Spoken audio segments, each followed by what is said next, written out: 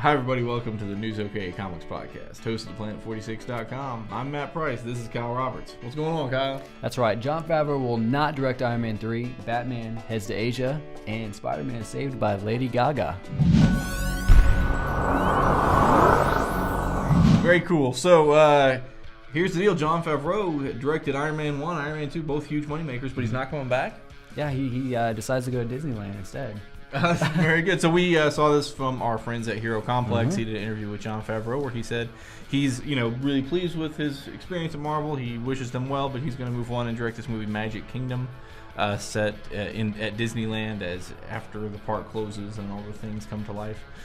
Since Marvel's owned by Disney, I assume they all kind of worked it out. Maybe they just wanted Favreau to kind of bring some life to this property. And then we also have some comic book rock. That's right. Tell us a little about that. And this weekend look this Friday, I talked to musician Ray Wall about his comic book themed songs. That feature Fantastic Four, the X-Men, the Watchmen, and even more. And you can check him out at myspace.com/RayWallBand or search for his videos on YouTube. And Dark Knight Goes to Asia. Christopher Nolan is in Asia right now scouting out different locations to possibly shoot for the film. Right. They had some Asian connections in Dark Knight. Will those come back, in the new Batman? Maybe. But they're looking for some locations over there.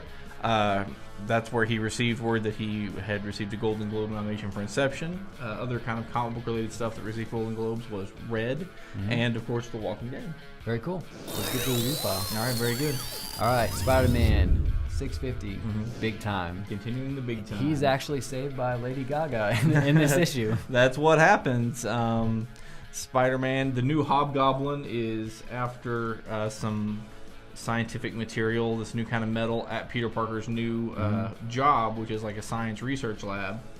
So Spidey tries to stop him, runs into some trouble. Lady Gaga sort of comes to the rescue. You just have to check it out. Find out exactly how. It's a pretty awesome scene. And if you haven't been following this, big time series, it's big time. Like, it's pretty amazing. It's very epic feeling. Spider-Man just gets his butt kicked from here to there. The storyline is pretty good too, but the action is just incredible. Supergirl number 59, the last issue, Sterling Gates is writing with Jamal Igle, the artist, is also leaving after this issue. So wrapping up kind of 2 years of storylines. We get the conclusion of the conflict with Cat Grant, the reporter for the Daily Planet, the doll maker that's been they've been teasing that for several issues now. You get the full payoff of who that is, what's happening.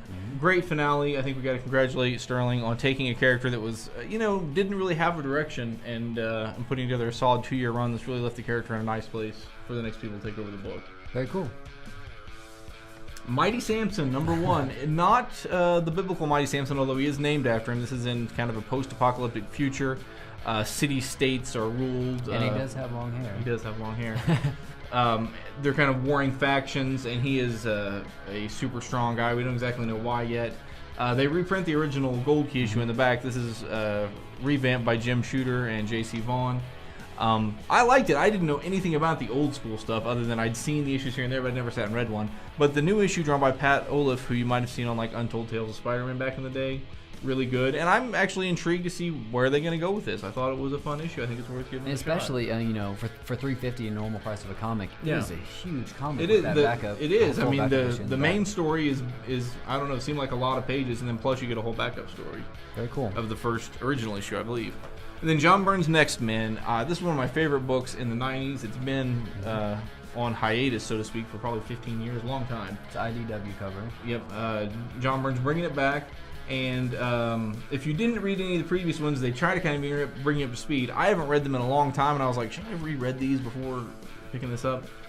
But he kind of tries to bring you up to speed. There's so much happening. It's almost got like an Inception-like quality if you're not sure what's real, what's fantasy, what's a dream. Maybe it doesn't matter if you read the previous ones as much or not.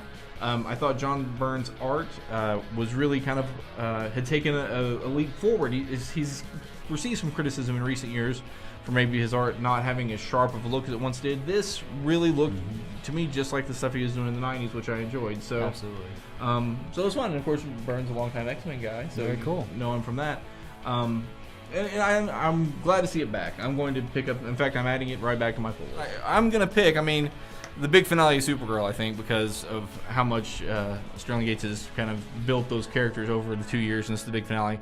Give that the pick. Good week all around, though. Sweet. I'm going to go with big time, 650, Amazing Spider-Man.